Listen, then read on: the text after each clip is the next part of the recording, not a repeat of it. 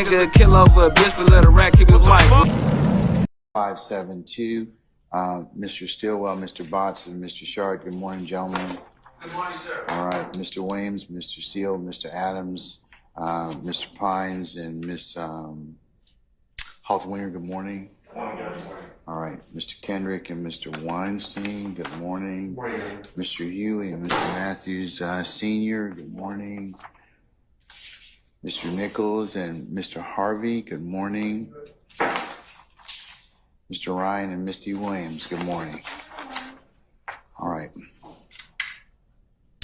Mr. Smith, Mr. Uhalski, Mr. Brown, Mr. Atkins, and Ms. Hilton. Good morning, councils. All right. Okay, so to pick up from where we left off yesterday,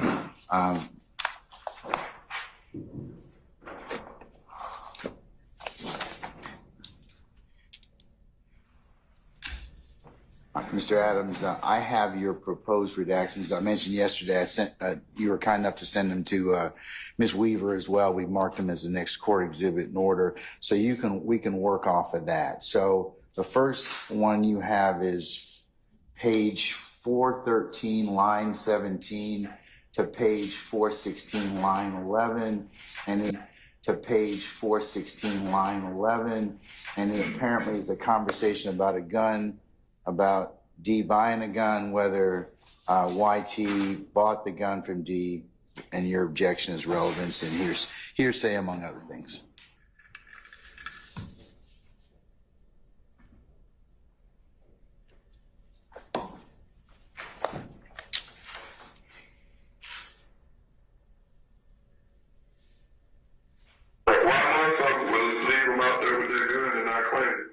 Leave him out With the gun he got caught with. You said his motherfucker, why he wouldn't come claim it? But that's his big homie. I no clue why he didn't come clean. I thought it was in his name. Who name? I thought it was two guns. That gun ain't in nobody. It's in somebody's name, but it ain't in his name. Yeah, I just thought it was.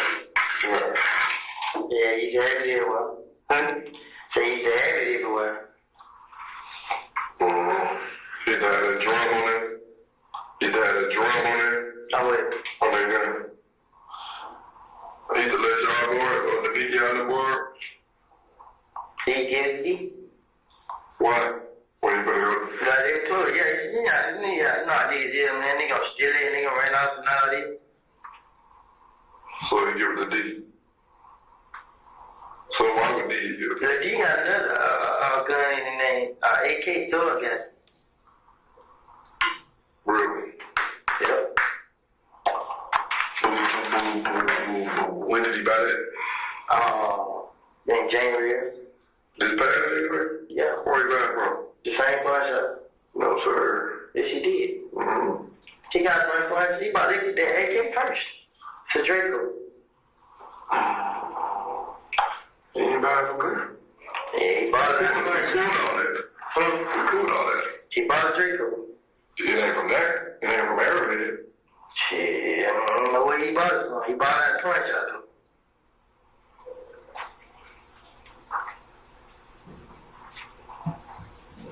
And he bought it from Doug.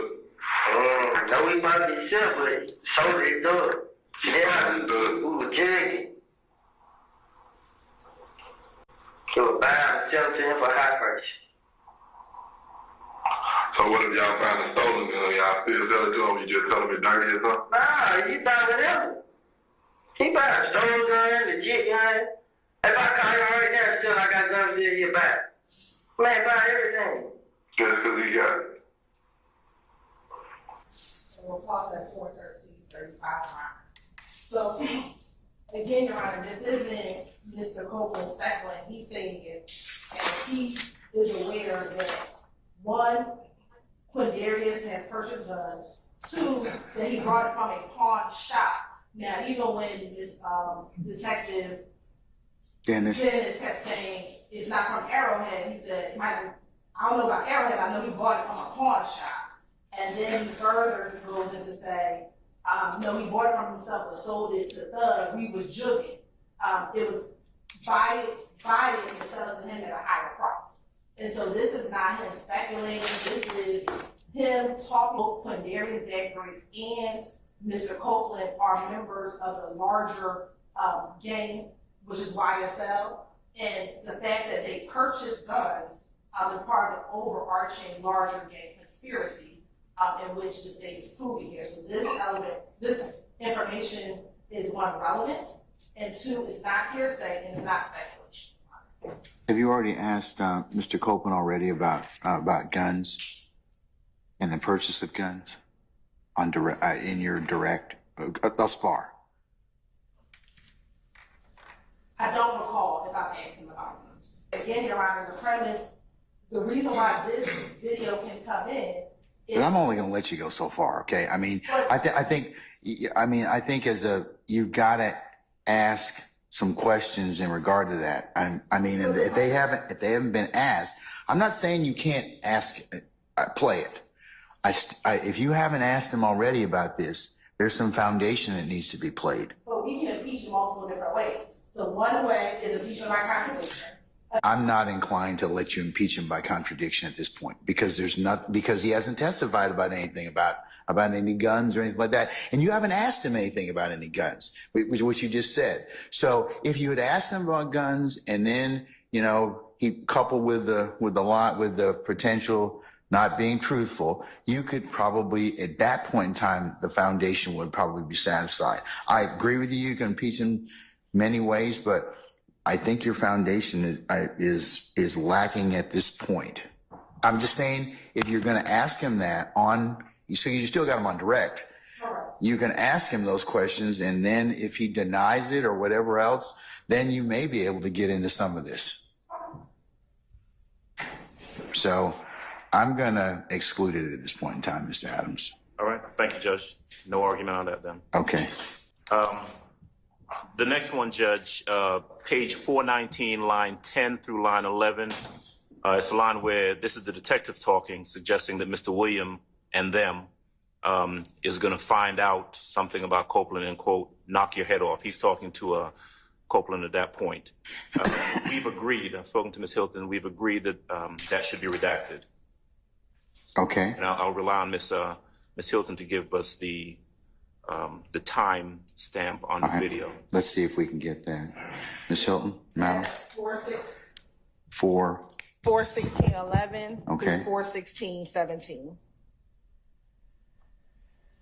4/16/11 to 4/16/17. Yes, Your Honor. Okay. All right. Continuing on. Sure. Go ahead. The third one, Judge, is contained at page, it's pretty expansive, page 421, line 16, goes to page 428, line, I have 16. We've agreed that it should go to 25. So that's going to be 421, line 16 to 428, line 25. That is a conversation, an extended conversation about someone named Kente and about that person having people killed, about Kente and his brother robbing and killing other people.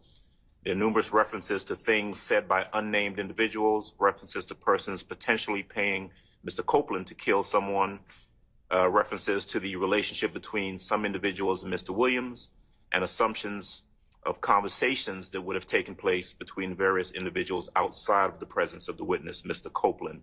Okay. Mr. Adams, next. So the next one is page 507, line 3 to page 508, line 8. That's a segment where the detective is talking about how people, in quotes, are waiting for Woody in jail and how he won't be safe in jail. And Woody makes a statement about the COs at Rice Street helping out Mr. Williams. We've agreed that that segment should be redacted.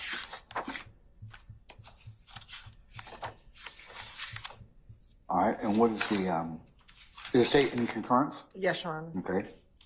And what are the times? 5:51:36 5:51:36. through 5:53:04.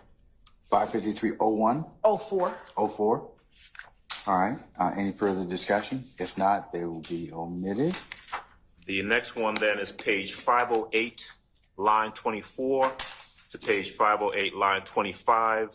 That's just a statement where Mr. Copeland opines that, quote, Birdman is the mastermind behind Young Thug. We've agreed that that should be taken out.